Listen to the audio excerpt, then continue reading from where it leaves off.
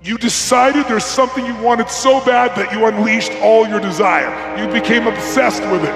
If it was a business or a car or a relationship or a transformation of your body, if there's something you once envisioned and now it's real, it's because you didn't just envision it, you brought so much emotion to it that now it's in your life. It was once a dream, it was once a goal, and now it's in your life. Because I know how hard I've played every day. I know how much I'm willing to bleed for my goals.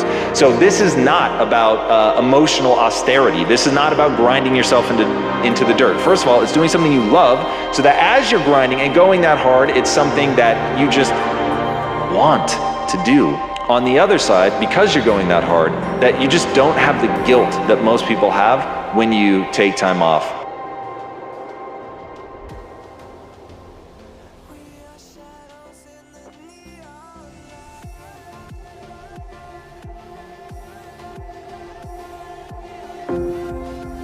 Honor the struggle.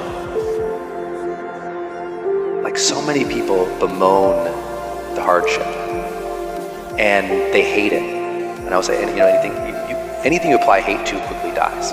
You got a dream and you're hating the process, you apply hate to the process, the dream's gonna die. Be very careful of what you put hate or things to, and most people do that with hardship. And I've always seen hardship as like, I'm gonna honor this process. I'm gonna honor that this is difficult because that is precisely what's needed. But most people have strategies available, or they could get them, or you could create them. But the problem is you got a story. And your story is why it isn't working. And the story is, I've tried what? Everything. If you tried everything, you'd be fit.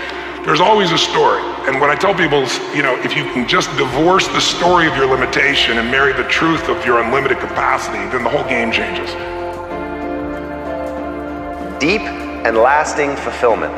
The thing that as a human makes us feel good. The thing that we're all secret deep down, no matter what you tell people you're chasing, the thing you're actually chasing is fulfillment.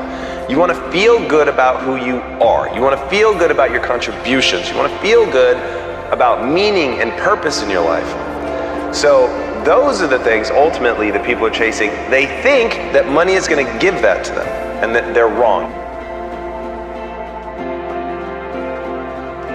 No limit people are human beings who take what they are and accept it, and don't tell themselves that somehow they're deficient because of anything about themselves. It's this idea of taking your life in your own hands and being the kind of person that you choose to be, and understanding that everything that comes your way is an opportunity, is a blessing. And it wasn't until I learned how to celebrate virtually everything that came my way that I was able to transcend it.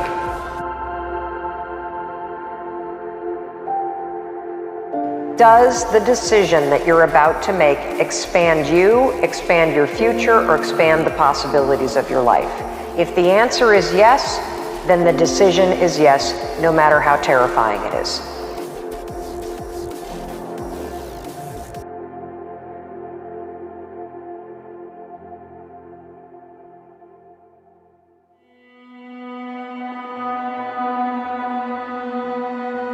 Have a mind that is open to everything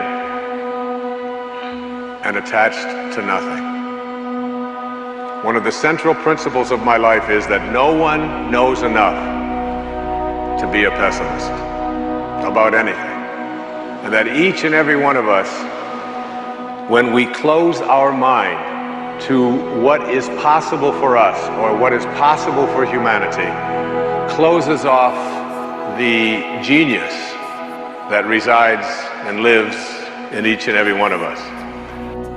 Truth is, life will never be joyous unless you bring the joy. I really feel like that. So many people are waiting to have happiness, and they're waiting to well, maybe when my boss loosens up, I'll loosen up, or when she's vulnerable, I'll be vulnerable, or it's like we're waiting for something. I'm like, it's not, your life will never be what it is going to be unless you bring that thing. Shakespeare noted, there is nothing good or bad, but thinking makes it so. There's nothing good or bad, right? There's just stimulus and then there's response. People think that it is objectively a certain way. So now because they think it is objectively a certain way, they feel they are supposed to react based on those emotions that are getting kicked up in their mind. What I'm saying is absolutely not. Those emotions may not serve you. They're certainly not aimed at moving you towards your goal. Their job is to keep you alive, plain and simple. So that's not necessarily very helpful in a modern context. So if you want to always be moving towards your goal, you want to be optimized, you've got to learn to get control of your emotions. You've got to learn to understand and tell yourself a narrative that isn't predicated on necessarily identifying what is objectively true, because I don't think that we experience the world that way. It's identifying what's going to work to get me to my goal. And if you don't find something that you love what you do, don't bother. Because if you don't have a passion for what you do and you love, it gets old. Okay? Well, if you're not passionate about what you do in life, it gets old, and then it becomes work. And as soon as it becomes work, you're finished. So this progress that we're creating in the search for ubiquity of happiness, for the utopia of this place that we will arrive at, this tropical place called happiness, is the biggest lie of it all.